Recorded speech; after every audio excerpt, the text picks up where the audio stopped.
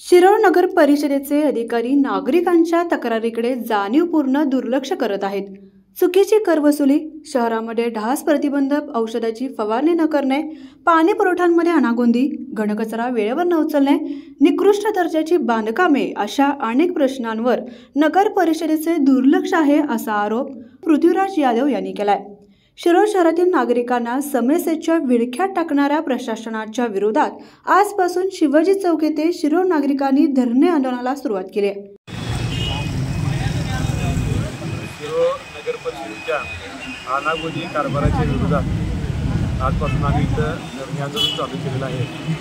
त्याच्यामध्ये प्रामुख्यानं पाणीपुरवठ्याच्या मुद्द्याचा विषय असेल, त्यानंतर घरपट्टीचं चुकीचं सर्वे करून आकारणी जादा घरपट्टी असेल, त्यानंतर घनकचऱ्याचा प्रश्न असेल, आरोग्याचा प्रश्न असेल, असे वेगवेगळ्या प्रकारचे 18 विषय आपण या ठिकाणी ठेवले आहेत। आणि हे विषय वेगवेगळे आपले मुख्याधिकारी निष्कांत प्रचंडसाहेब असतील, नगर प्रशासन अधिकारी असतील, कलेक्टर जनरल कानाडामध्ये विषय टाकले आहेत।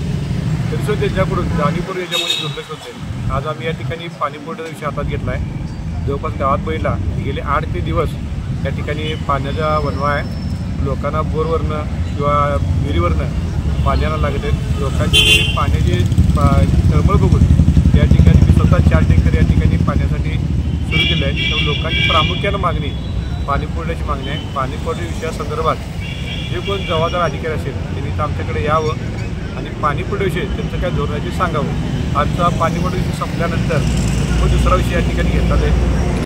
लाईव्ह मराठी न्यूजसाठी शिरोळहून सुभाष गुरव।